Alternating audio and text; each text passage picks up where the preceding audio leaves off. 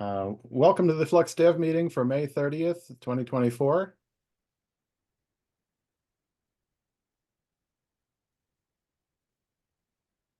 Yeah, hello.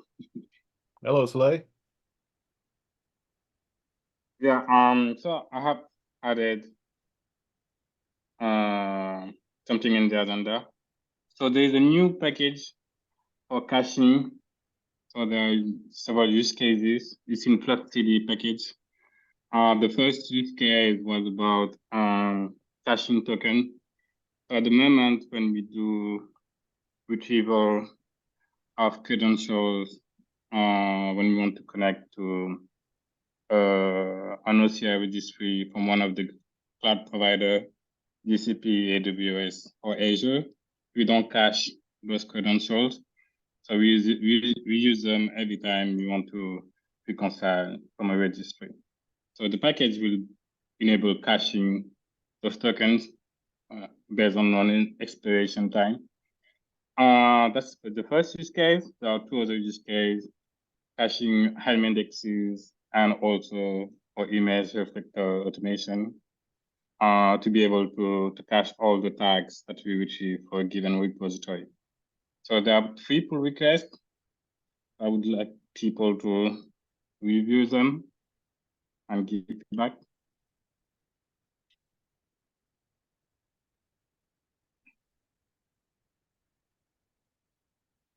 Yes, that's the only ask I have on this.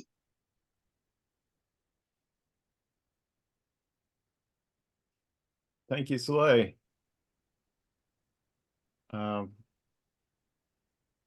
Any comments before we move on to the next thing? I had a couple, but I'll take them offline. It's not super urgent. Good. Hello, Deepti. Hey, hi.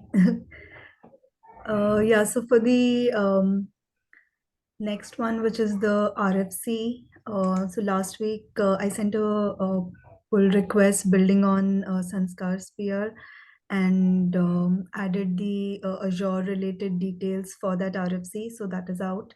Sule also added the details from GCP design. And we have one open comment there, which is from GitLab perspective that we're trying to close on. Yeah, the ask over here as well is also that folks review the RFC, and if you have comments, then please share them so that we can, update it and close on it. It's the link I think Suli has shared in the agenda. Thank you.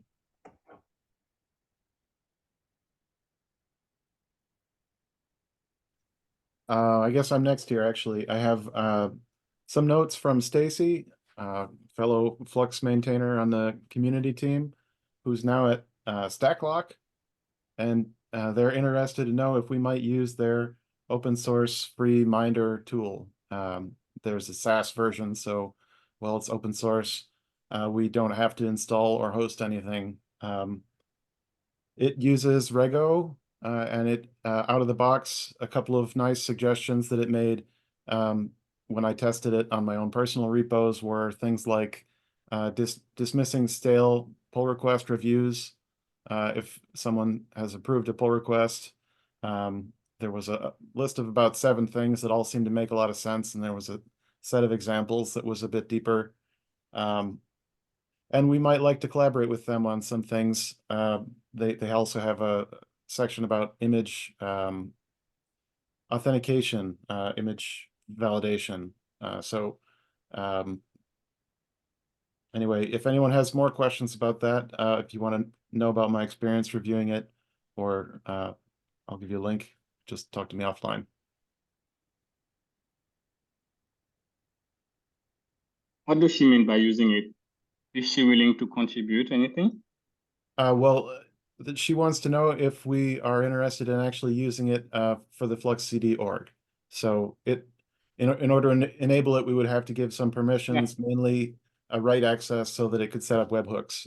So the webhooks enable it to tell us right away when something goes out of spec. And the rules that I saw were all mainly targeted around repository hygiene. They all look like things that I think we would probably be able to identify most of them in our policies as things that we would already say we want to have enabled. So things like protected main branch that obviously we already have enabled on every repo. But it would check all of those things for us and let us know if anything came out of spec. Good.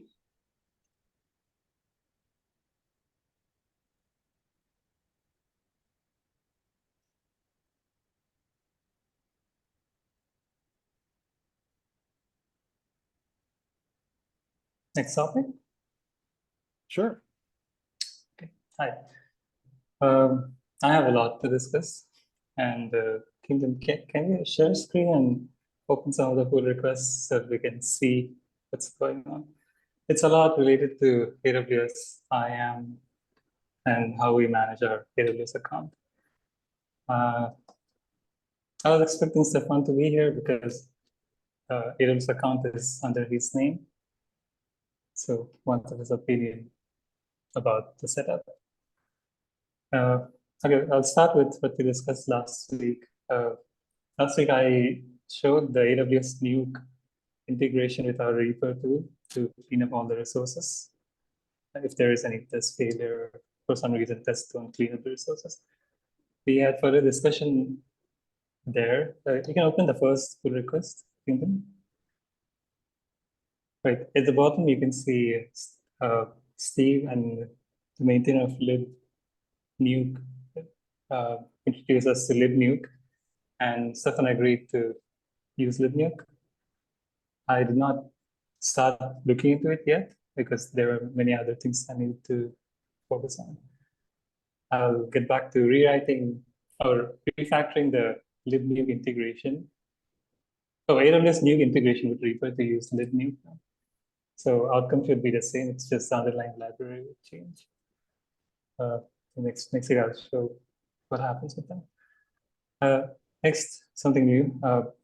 So for running AWS infrastructure, we have to have some tooling to create AWS resources that are needed before the tests start running, or even some tooling to update GitHub secrets, GitHub action secrets and variables so that the GitHub workflows can use those variables and secrets.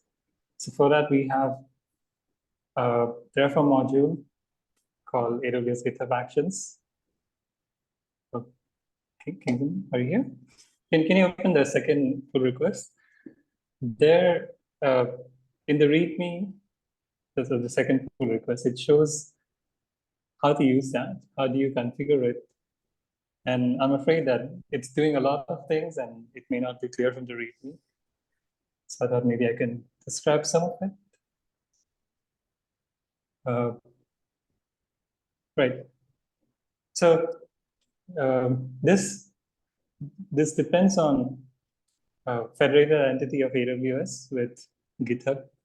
So this expects the AWS account to have GitHub OIDC as an identity provider in AWS.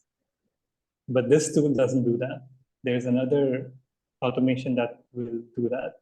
This expects that the AWS account will have GitHub OIDC as the identity provider. And you have to provide the identity provider's name here to be able to associate it with the correct identity provider in the AWS account. So there are some examples there are some code snippets of how do you use it. So when you run it, it will create a policy that is needed for the test to run, or the permissions it needs. There is a role it creates, which will have the policy attached to it, and then use the federated entity to authenticate and grant, or let the GitHub workflow assume that role so that it can run the test. Any question? Steve, maybe I wanted your opinion about this. Yeah, Does it make sense? It does make sense. I've used something similar to this before. when we run the tests, are we running them like on a PR basis? Or are we Depends on the repository. okay? So So we're some gonna need this anyway. repositories, Okay. like the Flux 2 repository, there we run it at every merge. But Mhm. for OC, package repository and image reflector, we run it once a day. And when it fails, we'll get notification. That makes sense. I In think the pull request, I'm gonna try and dig out some notes that I have, because I think there's an upstream module that I've used previously that does the large majority of this, which would mean that we wouldn't have to maintain our own potentially. Let me see if I can find it. I'll sure. also do a full review of this Hmm. and give it a once over as well, because I've done the GitHub OIDC authentication to AWS, so I've got something that I can base it on when I review it. It's mostly based on the official documentation. Mhm. It's just automating the things that the documentation talks about, which are not too much, just policy, rule, and GitHub variables and secrets. It uses the official AWS credentials of action to assume rule. And there is a link at the top of at the bottom of the comment in the pull request, where it shows you an example of a test run. Mhm. The first comment in the pull request. Yeah, that's the one. Oh, wait, no. Wait, an example. Oh, no, sorry. Oh, wait, sorry. This doesn't do any running. It's an XPR, sorry. XPR depends on this to create an infrastructure. So next pair is related to image reflector, where it uses those toolings to create it expects the infrastructure to be created using the previous tooling, and it just runs the test. It lists all the permissions you need if you want to do things manually, but it also lists the configuration you need to use the previous tool in this repository. So you can just copy this and run it against your account, and it should be ready to run the test. Oh, I see what you're And doing. Okay. And there's an example link where it shows the GitHub Actions, the full logs of what it looks like when you run the test. The second last link, example run right there. Run tests will have run tests. So we'll have all the Terraform apply and then go tests running and then destroying everything.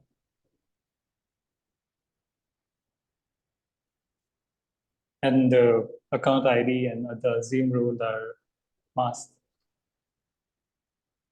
Similarly, this next pull request is about running the same thing for OCI integration tests, almost the same. I don't think there's a need to check that. And then the last pull request, you can go to the last one. That is about managing our AWS account. So it's a new account, and from what I've heard or known, you'll have to create a new account every year or two, because the credits that we get for free cannot be applied consecutively to the same account. So you have to create a new account to apply new credit. I just heard about it, don't know the reality.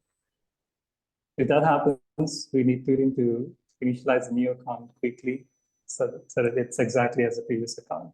So this provides documentation and some configurations to initialize an AWS account. Can you open the README of this in this folder, because there is a README where it shows you, it has all the instructions, like once you have the account created, you are log into the root account and create a MFA, and then enable billing for IAM users, and then enable IAM identity center, and that helps you invite users to AWS. I think this is better than manually creating an IAM user and sharing the generated credentials. They make it really easy. The AWS sends an email, and they take care of the email verification, and they have a portal where people can log in and access the accounts they have access to. So I documented all those things here. And then the next section, can you scroll down? There I have described about the Terraform configuration that we have below, which automates most of what is described above. So it creates a permission set for the identity center, and then a group which has the permission, and then you can create the user using Terraform itself. When you go down in the main.pf file, there's an example of how you create a user account. Here, line number 45. So it's an example of my account. So I have my details and an email address. AWS will send the email to this address, and I can just verify it and log into the account and start using it. So as we have more maintainers who need access to our AWS account, or even contributors, we can easily give them access through this, and everything would be in Git. And also the last section, the line number 68, that's where we add the GitHub OIDC identity provided to AWS. This is needed by the test to run. Okay, what's that called?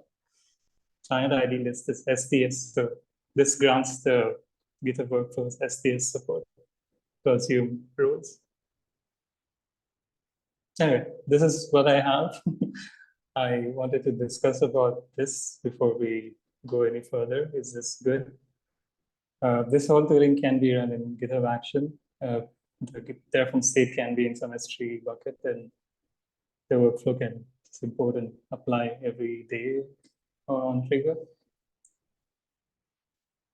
Any opinions? We don't have this tooling for GCP account that we have right now, but it would be good to enable something similar there as well. That's all. Sunny, let me do a full review of that, and get back to you, because I've set this kind of structure up before, and I think we can pull a few bits and pieces out to make it easier to add a new contributor and make that kind of like a tiny little diff where you barely have to add anything. Yeah, let me give it a once over. I've got a bunch of comments like in my head potentially, but I want to read the Terraform code, and then kind of I'll create a Google Doc and consolidate them all, and then maybe we'll just jump on a call and have a chat. And that's all. These are like most of the, or all of the things that I was working on for AWS tests. And after this, I'll be working on some other things. Do we have an AWS org map? Like, do we have a way of being able to just like see the account structure at all, or not yet? It's a new account. There's nothing much in it. We can do it. This enabling identity center required converting the account to an org. We can potentially create sub-organizations for running manual tests, maybe. But I don't know about the billing, if the free credits can be used for sub-accounts as well. I don't know. Yeah, as long as we're not doing it in any of this in the root account, that's preferable. But we can, yeah, we should really have a, you know, like the main organization, like root account, which like Stefan will be able to log into, and then we should be doing everything underneath in kind of in a sub account with minimal stuff in the root account. But yeah, we can take this offline. I'll give it a once over and start a Google Doc, and next week I'll come with a list of things and we can discuss in more detail. Okay, thanks. No worries. Oh wait, I had some more ideas I wanted to discuss. That extends this, what I've shown today, it extends those ideas. So let me open a document. I wrote some ideas.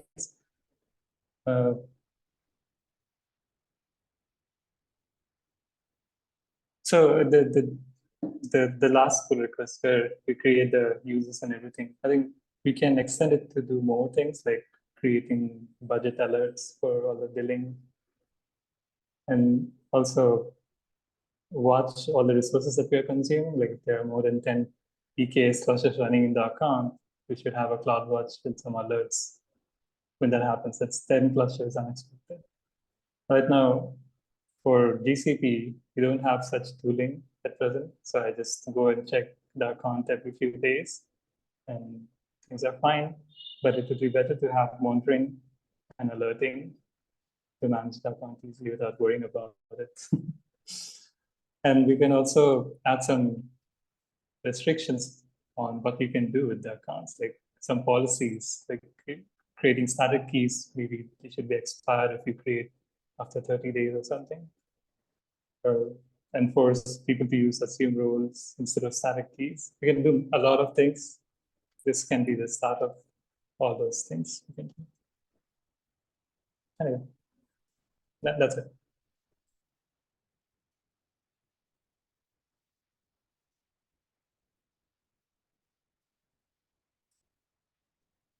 Next topic. Yeah, I don't see why. Oh, I mean, that's huh? creating alerting budgets and making sure that the IAM is sound. I mean, that's great, but today we haven't prioritized that. I don't know. I don't see when we could work on this. So maybe we should open an issue, make sure we track if you want to do something like this.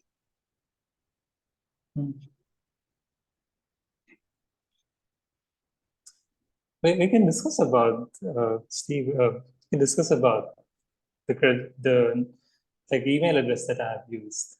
I was wondering, should we keep some of these configurations in a private repository that are accessible only to the maintainers? But yeah, I think there's an Yes. interesting kind of split here in terms of what Terraform configuration we have in private repositories and what we have in public, because it's actually an attack vector. If I can see all of the Terraform that constructs like a whole entire account, I know exactly how to penetrate it, and you're kind of making my life very, very easy for myself. So there's a trade-off there about really all of the Terraform modules should be private and only the instantiation of them should be public if we want to do it like that, or we make them all private and then just add people to them as and when people want to come and help us. But I think that's a wider conversation. I've seen some other organizations to keep everything public, but we need to keep things secure. The benefit would be like if other organizations want to do something similar, they have a reference, they can refer our configurations. Now we need some reference, we can go and see what others do. But if we keep everything private, like it's like opposite of open Yeah, source. the whole thing is a trade-off. I can see both sides. So in this specific case, the assume role name, it was, I kept it as a variable before, but then I thought that if somebody knows the assume role name and they get the credential of the IAM user, they can use the name to get the role, Yeah, assume the role and yeah. get the credential. It's one of the first things that I noticed when I went through the PR is like the ability to access the GitHub endpoint is quite obvious how to configure it, and then anyone could do anything really. So I think we just need to think about what bits are private and what bits are public. So because of this, I made the assume role name a secret so that it's masked in the logs. But again, it will be visible in the Terraform code. Yeah, the way I've done it before is actually I put that in parameter store and manually upload it, and then when you're writing Terraform, you just use Terraform to actually just read the value out of parameter store. So in Terraform, there's nothing. You don't see any value or anything because you're not passing anything in. You're actually obtaining it at runtime. Right. So we can have another GitHub variables that it's used by Terraform in GitHub. That'll also work. Okay, that's it. Next topic.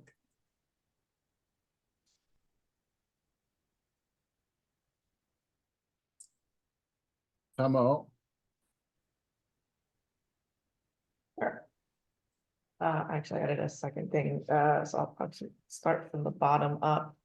In terms of Flux marketing needs, I just wanted to thank everybody, and Sule especially, for the Flux release blog post, which I added the link that CNCF also posted about that as well. Just wanted to check how people felt about that. Have there been responses? Everybody excited about the new release? Working well. Major issues, questions? Any new posts that might be needed to clarify anything? I think at some point from the Terraform provider perspective, we are going to have to make people aware that we're not supporting the old way of doing things, because there's a bunch of people that have reached out to me directly saying like, oh, I've gone back to the Terraform registry and I'm expecting to see the migration documentation, but the migration documentation has since been removed because we've removed those resources from the Terraform provider. So I think we might need something. I'm going to speak to Stefan about just uploading or updating the documentation to kind of reference the old documentation for the migration if people have still yet to do it.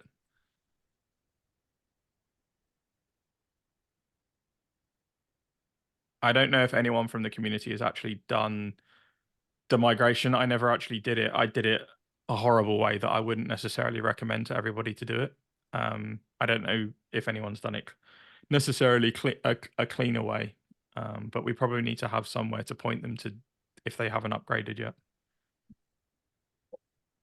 And then otherwise, more broadly, I do want to still maximize all the things that we can get from the CNCF, especially webinars, live streams, blog opportunities.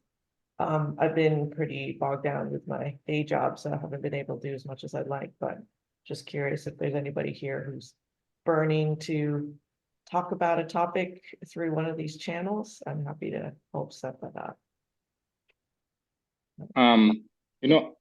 This was a big release, so there are many things that we could talk about. There was one thing that now we support notation for signing an image verification.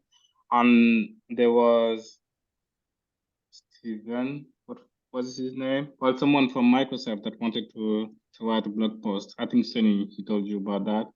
And he wanted to write a blog post. Jason, the developer? Yeah. No, Jason, yeah. And he's still supposed to write the blog post, so I think that would be a good opportunity. The notation maintainers have shared in the CNCF Slack that now Flux support notation. They seemed really happy about this, so maybe we can do something with them as well.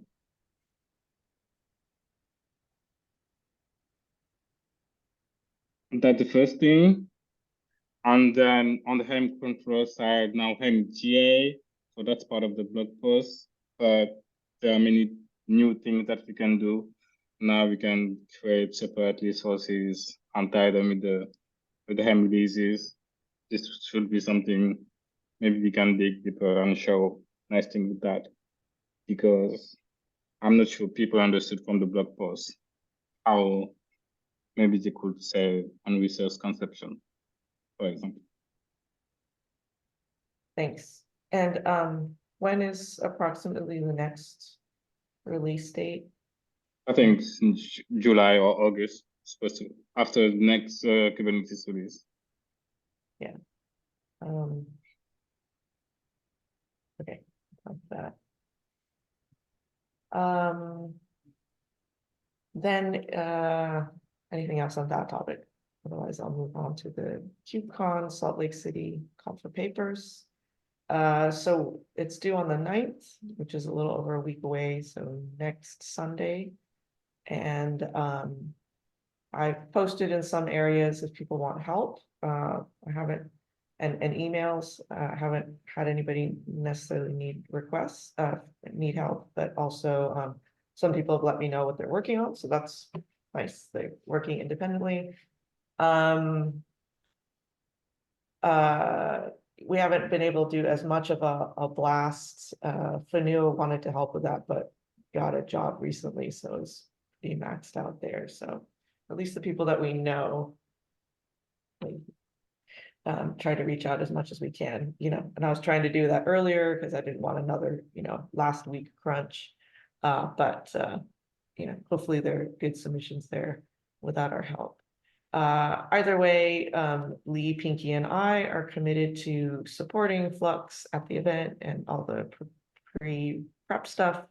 I wanted to ask Lee if, I think Lee can be the maintainer talk person. At least we can have that commitment, so I'll make sure that we get that in on time. Anyone else here hoping or planning to be at KubeCon in Salt Lake City? Okay.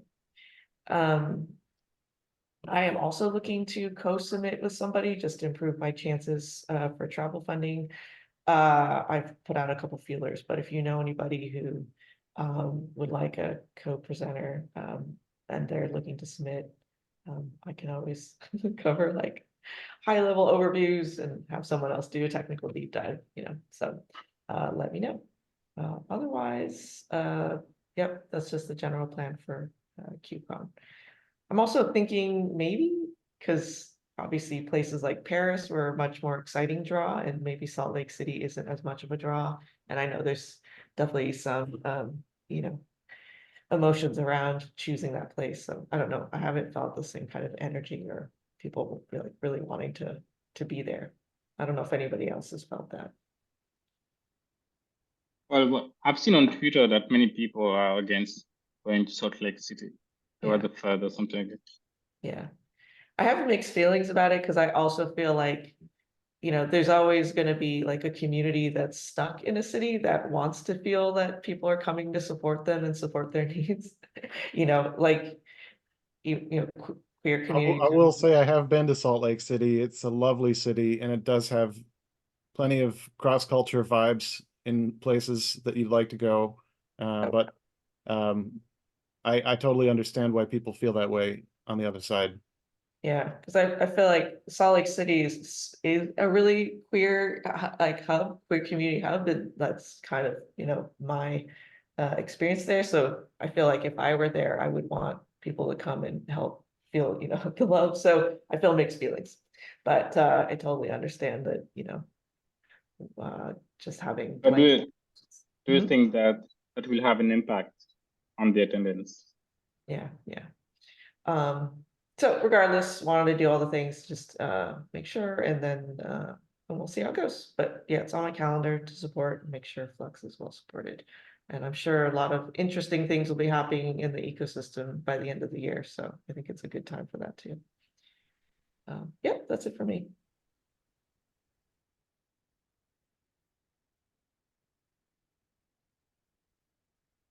Anything else on the agenda?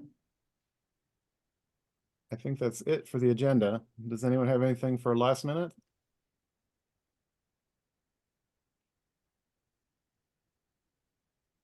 Okay. Stop the recording. See ya. Okay.